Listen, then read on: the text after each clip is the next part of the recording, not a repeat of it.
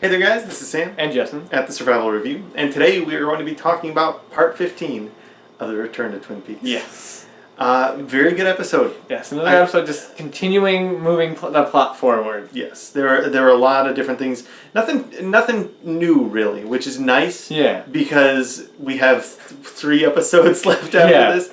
And it was getting to the point where if they started adding anything new, it might be tough to tie it all together. Yeah. So they're really sort of just bringing more together. Not as earth-shattering as last episode, but still a lot of great stuff and crazy stuff happened in this episode. Yep, even some cliffhangers that are like, for the first time that we've actually watched an episode the night it aired, and we're actually on time with a video, we have to wait an entire week. To see. So hard. So the episode begins on a nice little scene. We start out with Nadine walking through the woods. Yeah. First time seeing her outside of her store. Yep, she's out walking, and she's got her shovel on her shoulder. Yeah. So she's ready to dig herself out of the shit, and she is going to see Ed, her husband, I guess, still. Yeah, apparently. I guess they've been married all these years. We couldn't really tell, but she still had the ring on her finger. She goes up to Ed, and she says, "Go be free. You can go be with Norma. And I am digging myself out of the shit because I love you, and I want you to be happy." And he's like, "Oh! Yeah. Sweet." And he immediately, he's at the Double R Diner. Yeah. He sprinted. And he runs right in and he's like, "Norma, I'm free." And at first we were like, "Oh no," because she goes, "Ed, I'm sorry, but Walter's here." And the douchebag from a few episodes ago that is like franchising out the Double R Diner and all that. We weren't sure if she was with him or not because she kissed him, but it could have been like a hello kind of thing because the rest of that scene was just them talking about business. And this, he actually says like, "Oh, did you get my flowers?" She's like, "Yes." We're like, no. Throughout the scene, they sit down, Walter and Norma.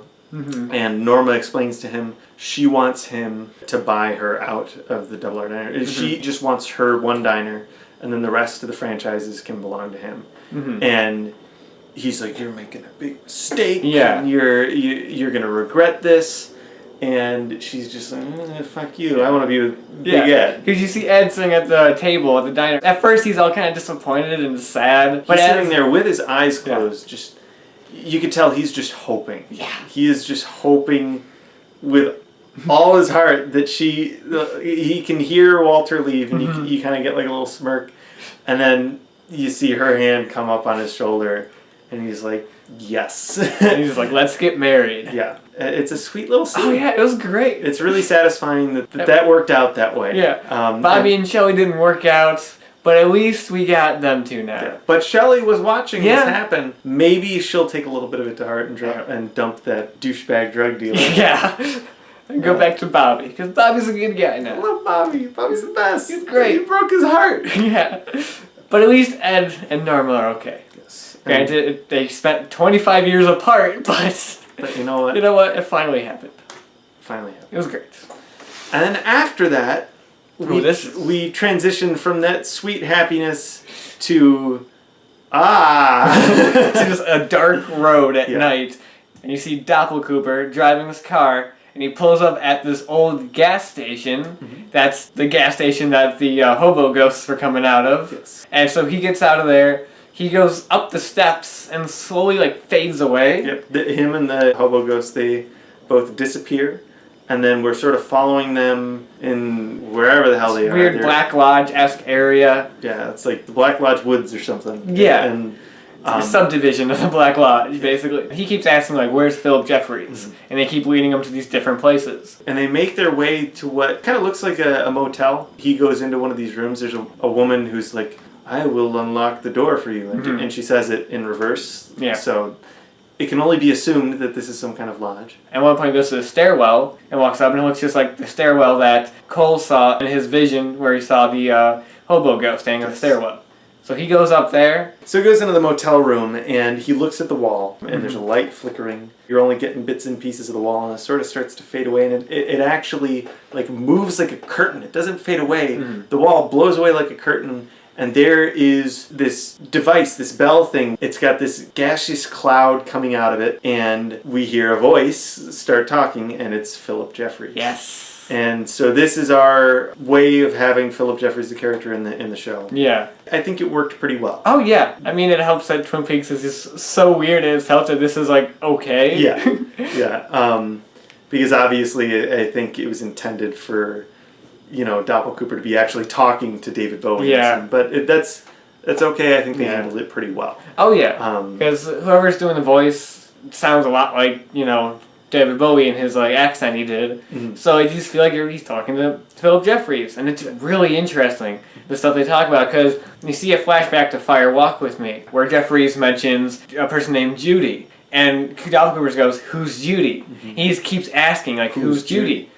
And that's where the conversation ends, because Philip Jeffries stops responding entirely, and a phone rings in the room. So Doppel Cooper answers it and immediately gets teleported to the payphone outside of the gas station. He's like, he's kind of disoriented. He gets out of there, and right when he walks out, he has Richard Horne pointing a gun at him. Yeah. Because that's one thing we forgot to mention in a couple episodes back, was that scene where that group of people after the arm wrestle, that Ben Horne was actually in that room, and he saw... Yeah, I forgot that he was there. Actually. Yeah, and he saw Doppel Cooper on there, so of course he followed him to the gas station place, and he's just like, "I know you're an FBI agent." And he's just like, "Well, how do you know that?" And he's like, "I have a picture." And he's like, "Well, where's the picture?" He's like, "It's at my mom's house." And he's like, "Who's your mom?" And we finally get the information that we already kind of knew. Basically, but it's nice to have it actually confirmed. Yes.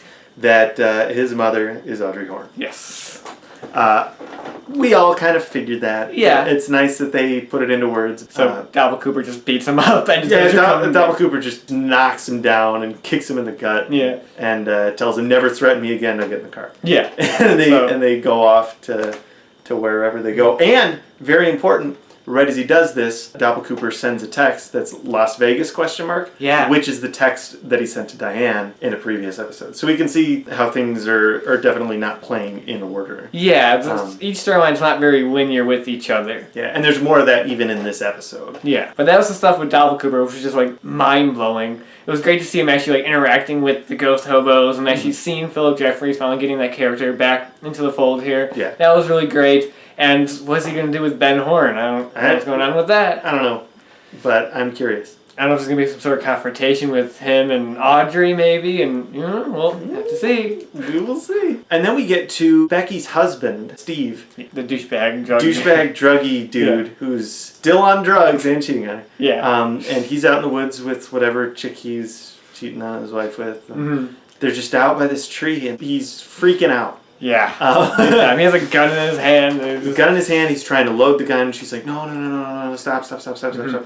We don't know what he's trying to load the gun for, what he's trying to do. He mentions talking about killing himself, maybe. Yeah. It's this weird scene of him just a lot of mumbling stuff. I didn't actually understand a whole lot of what he was saying. You can tell it's just him in his freaked out mind just trying to say stuff. And as he's saying this, a guy walks by, just walking his dog in the woods, and sees him. That causes Steve to freak out. Yeah, he freaks out, and the girl he's with really freaks out. She runs to the other end of the tree and just hides back there. And the guy with the dog kind of runs off, and we don't see what happens. All we see is the girl's reaction, but we hear a gunshot.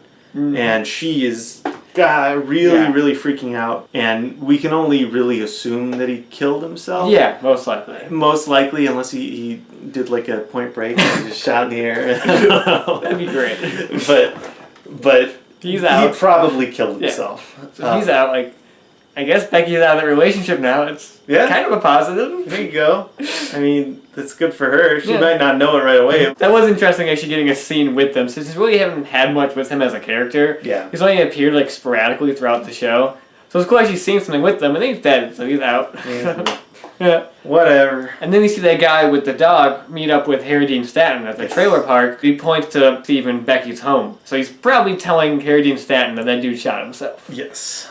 And that'll come into play, of course, later. At some point down the line. Yeah. We'll see. So then we go to the Bang Bang Bar, and you see James and the glove guy. Good old rubber glove guy. Yeah. I don't remember his name, but I love him. Yeah. He's one of my new favorite characters. They walk in. We see the girl who's reacting and crying to James's song he was singing a couple episodes back. It's also the same girl that James was talking about in the previous episode with the glove guy.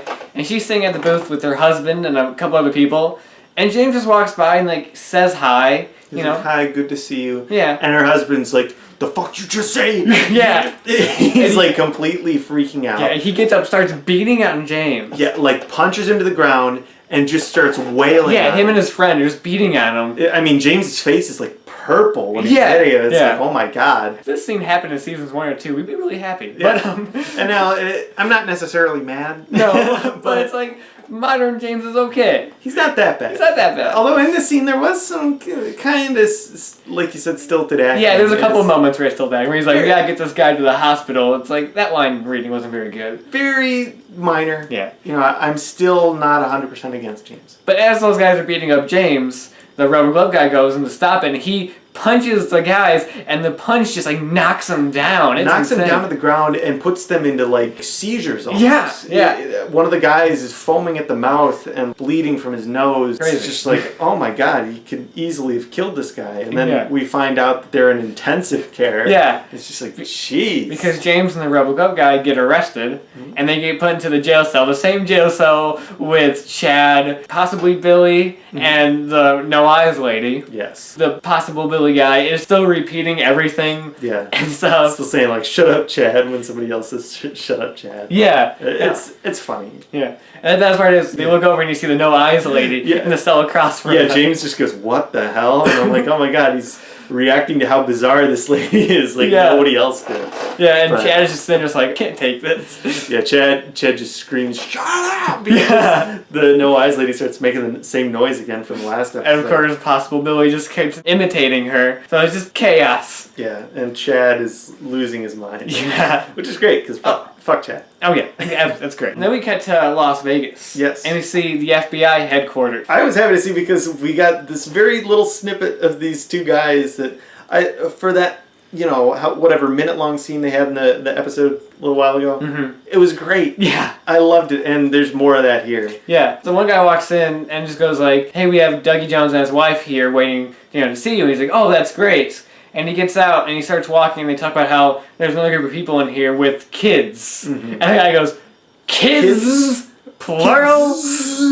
Kids? He opens the door and there's this screaming kid and then a whole family. And he closes the door. And he's like, Wilson! Yeah. He's just, it's ridiculous. That's all the scene is. Yeah, I loved that. It's great. He's just a random angry FBI guy, and I love him. Yeah. And then we cut to that businessman in the building in Las Vegas as well. Yeah. The one that Doppelgänger Cooper told Tim Roth and Jennifer Jason Leigh to kill like a few episodes back. And he's also the guy who hired Tom Sizemore to kill Dougie. And not that's really what- hired, just told him he had to. But Yeah, so this assistant to this guy tells him, hey, Tom Sizemore's character, still haven't found him, or something along those lines, and he's like, well, you better find him. And as they're in the middle of this conversation, in walks Jennifer Jason Leigh, and she shoots the guy in the head and shoots the other guy in the chest. and he shoots like half his face off. Yeah, It was it's nuts. crazy. It was amazing. It looked weird. Yeah. I don't know if it was Because just... you could tell it's kind of like a fake head that just got blown apart. Yeah, But it looked cool. I loved it. It was super awesome. She walks out, and as she's walking away, you still hear the guy moaning in the back. So and she's she walking. turns around,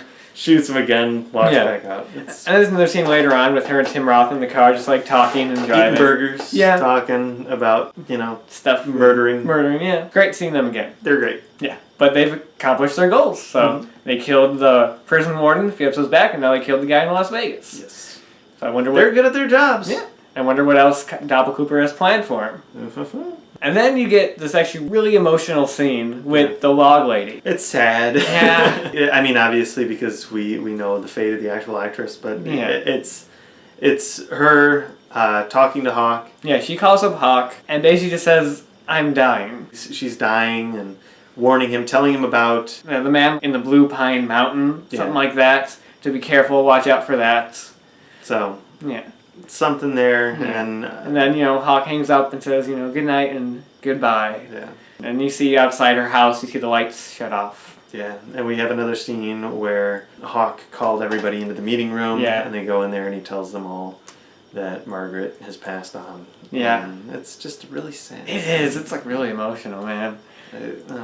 I'm sad. Yeah, I know. It's so sad. I love Log Lady. And you have Lucy, and she says, the Log Lady's dead. Yeah. Damn it, Lucy. But it was a great scene. I loved it. It was good. Really well handled, and it felt natural. It worked. And she had an important role. Yeah. Because she helped Hawk figure things out. She got this whole thing started, basically. Yeah. So it was great. I was glad she's in it. Yeah, I was glad they were able to make her like an essential part to the story and not just like a quick cameo, which, still would have been nice, but she was actually something important. It was really nice. And then we get to Audrey, who is still in her house trying to leave to go look for Billy. And Charlie finally has his jacket on, getting ready to go. Mm-hmm. And Audrey's like all happy, like, finally, you're ready to go. Let's go do this. And then they get into another argument. They're in another argument.